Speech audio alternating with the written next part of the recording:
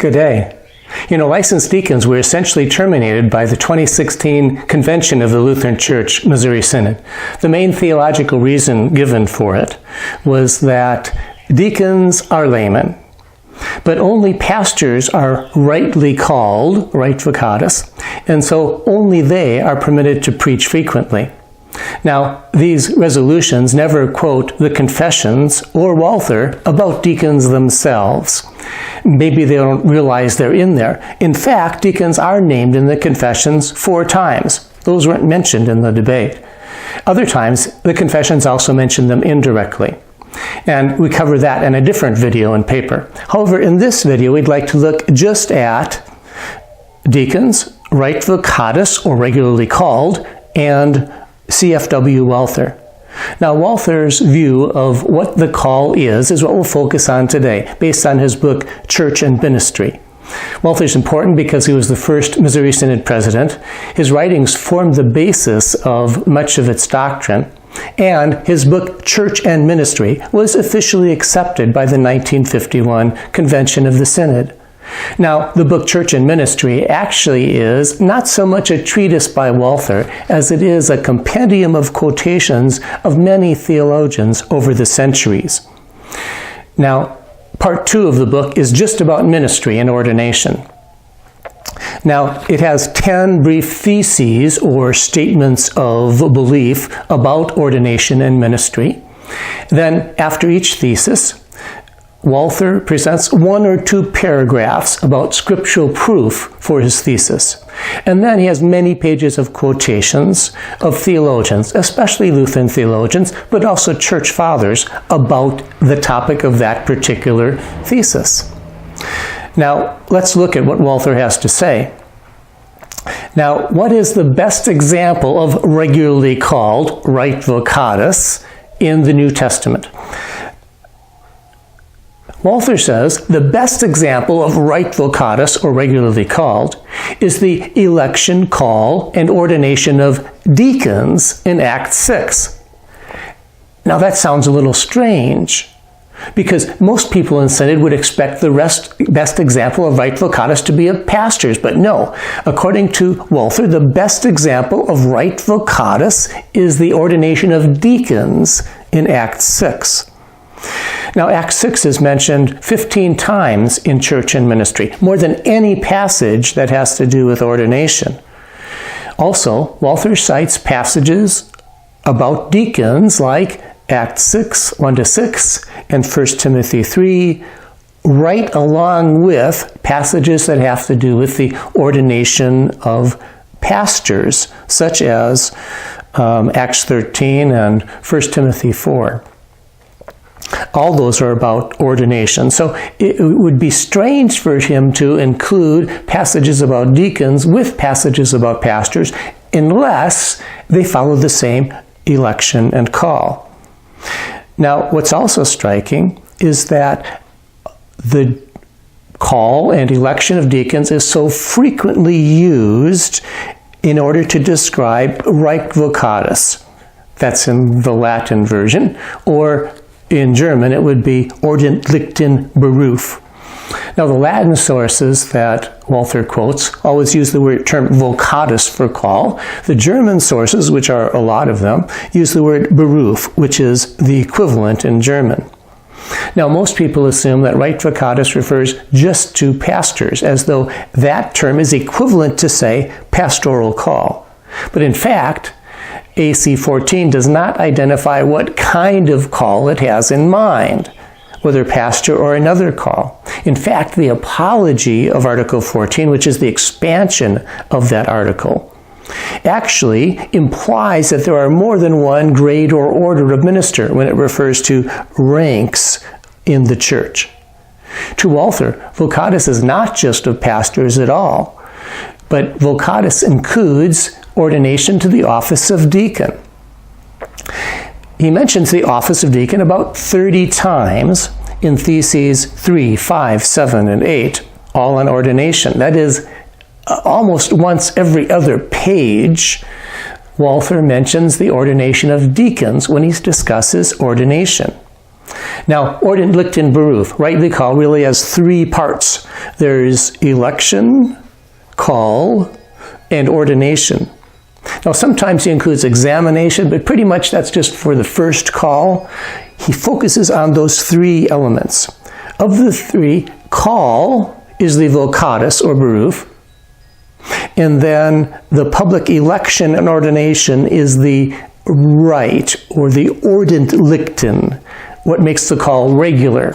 Now, by contrast, for instance, if a church authority assigned a man to a church and ordained him, that would not be regular or Ordnung because he wasn't elected by the church.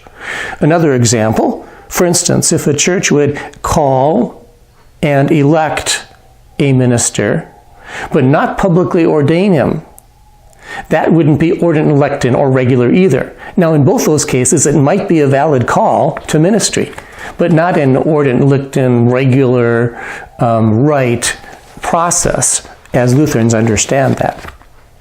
Now, what you've already noticed is that the definitions vary. The definitions we use for those terms in the Missouri Synod nowadays don't match the definitions used by Walther and the Confessions.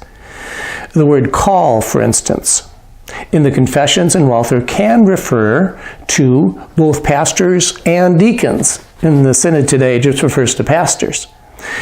The term deacon is used in the Confessions and in Walther. Not a lay deacon, which is a modern term, because in the Confessions, deacons are a form of clergy. They're not a form of laity. The term ordain is used in the Confessions of both pastors and deacons, not just of pastors, as is in the Missouri Synod today. The problem is not that the Synod uses those terms for a pastoral call, but that we limit those terms to a pastoral call. Okay, so let's look now at deacons in Walther's book, Church and Ministry. Thesis 3 states that the ministry of deacon is an office commanded to the church until the end of time, including the present. He first quotes the Lutheran Confessions, the apology to the Augsburg Confession, Article 13, which says, "The church has God's command to appoint ministers and deacons. God desires to preach and work through men and those chosen by men. It's proper to rightly praise this election."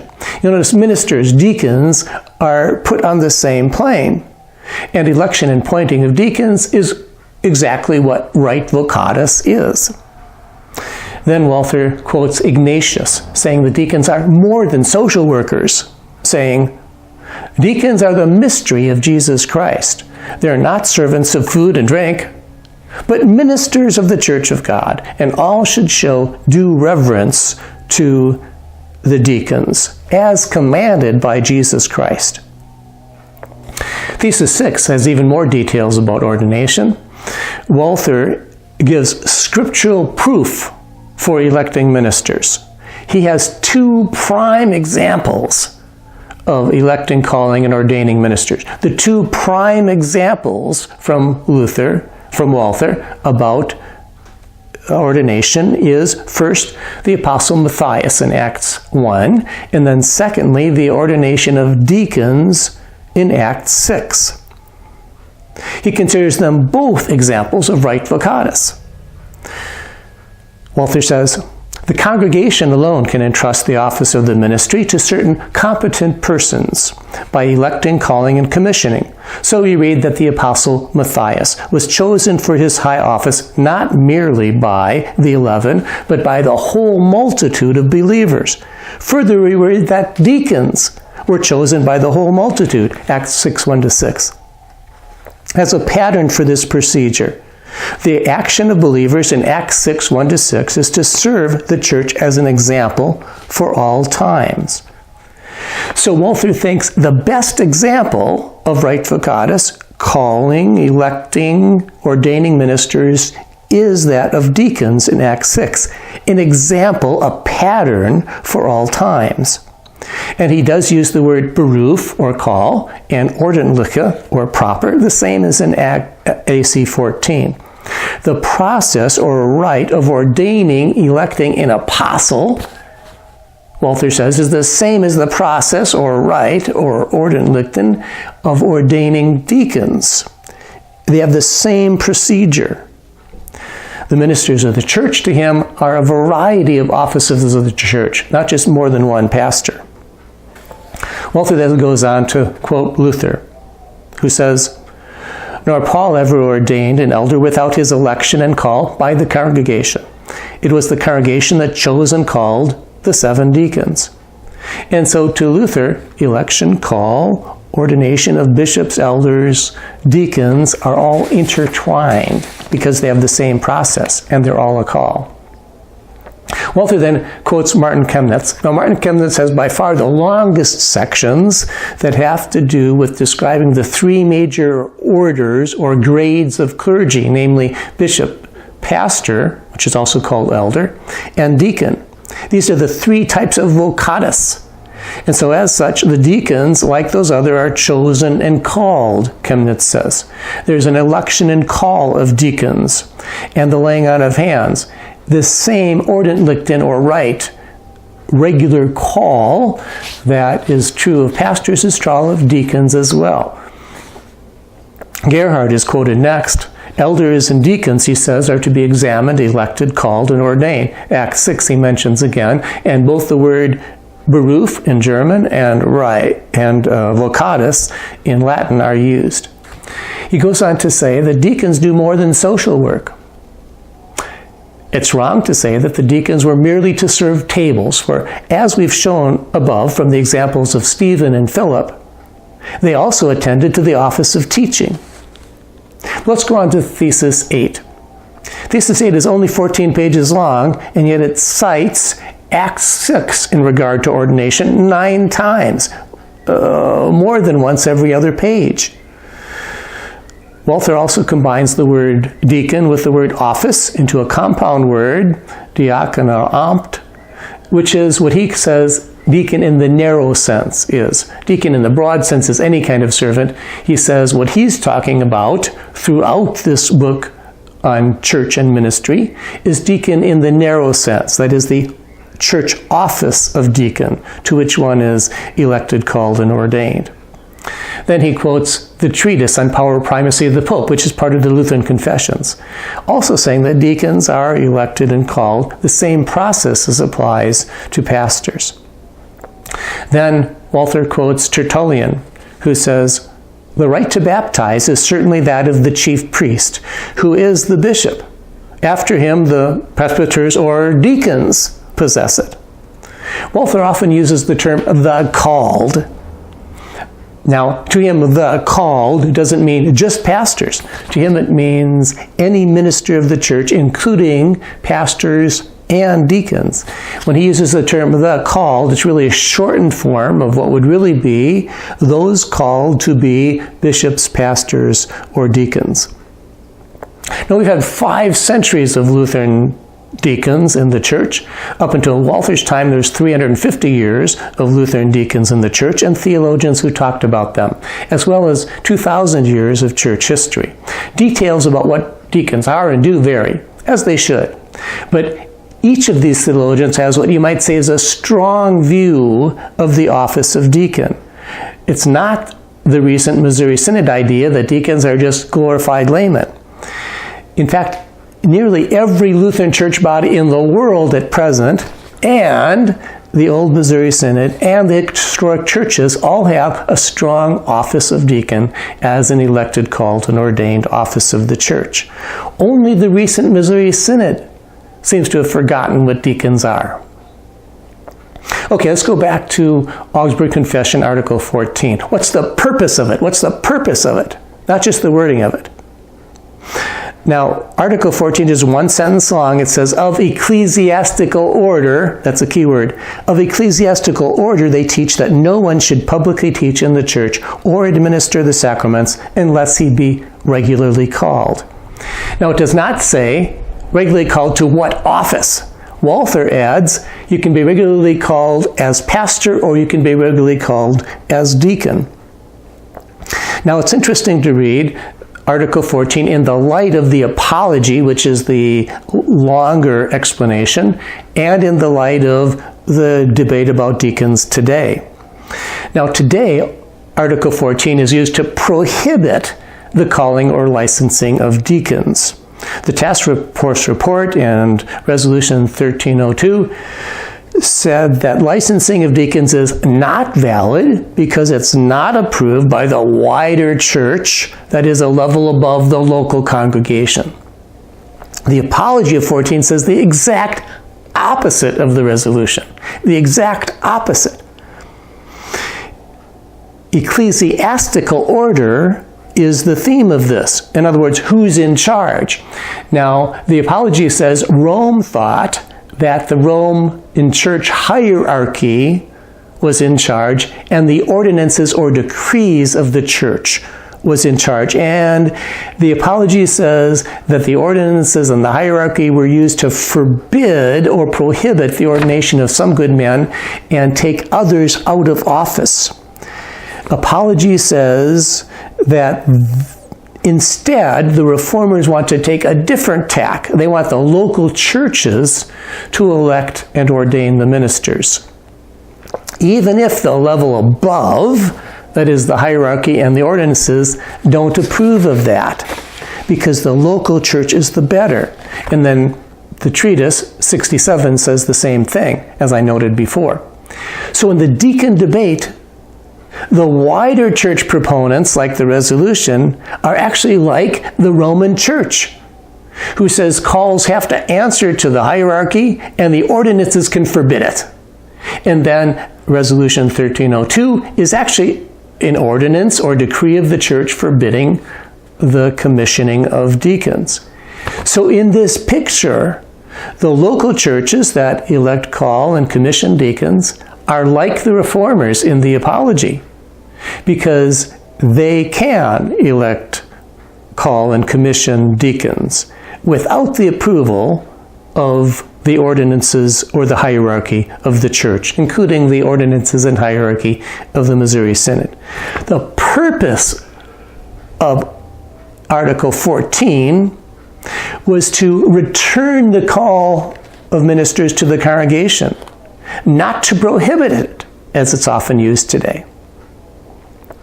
Now, deacons in church history have a variety of tasks. This actually supports restoring of deacons because deacons were supposed to assist pastors and congregations in ministry in whatever is needed, and that will vary with the situation and with the supervising ministers.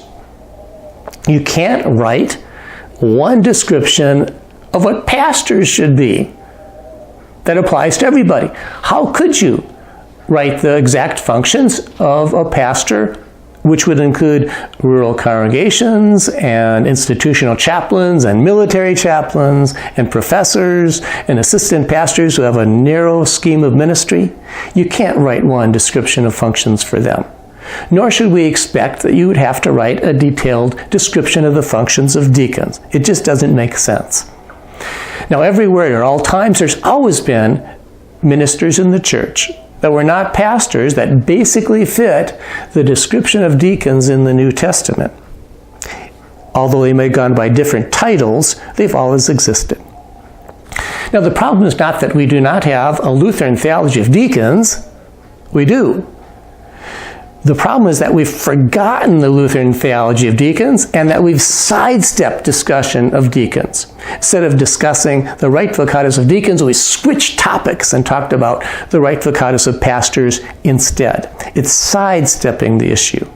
The Rite Vocatus of pastors wasn't meant to contradict the Rite Vocatus of deacons, but rather to supplement them. They should go side by side, as they did in the New Testament. Now, are today's deacons confessional deacons? The modern Missouri Synod emphasizing examining knowledge. Comprehensive knowledge, and particularly seminary education or the equivalent, is really what's emphasized in Synod as the test of what ministers should be. The New Testament has a completely different emphasis.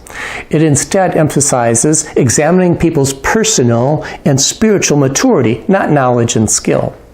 So there are about 15 traits of ministers that are named in Acts 6 and in 1 Timothy 3. Of the 15, only one even hints at knowledge that is able to teach. And the others all have to do with personal and spiritual qualifications for ministry. And so in that way, the local congregation electing, calling, commissioning deacons is much better at that because they can judge one of their own number and his maturity. Now, the Apology 14 and Treatise mentioned the call of the congregation, not the approval of church hierarchy or the decrees of the wider church. What that means is, if a local church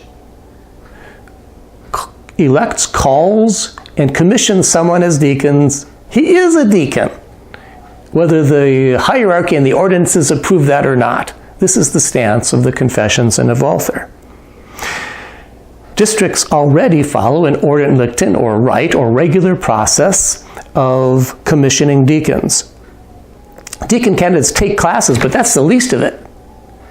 After that, deacon candidates are examined by synodical officials and by pastors. Then they are elected by a particular congregation and called to be deacon of that congregation. Then there's a public ceremony of commissioning, similar to ordination, and so this rite regular call is applied to deacons in the same way that the deacons or that the districts apply them to pastors. We do not need to change our theology of the Rite Vocatus of pastors. We just need to add our theology of the Rite Vocatus of deacons, as the Confessions and Walther make clear. It's no daunting task to figure out how to make deacons work in the local church. For 30 years now, districts have been writing procedures and following confessional practices in incorporating the ministry of deacons into the church. We don't need to develop this from scratch in St. Louis. It's already being done. Now, there are details in other papers I've written about confessions and about Walther and deacons, and about how we can just scale up what we're already using in districts in order to apply that to the synod at large. But for now, we need to mind the gap. We can't let recent Missouri Synod tradition and the knowledge gap hinder us from restoring deacons and reacquiring our Lutheran theology of deacons. Instead, we need to accept our Lutheran theology of deacons and restore deacons to their rightful place in the church. Well, God bless you. Good day.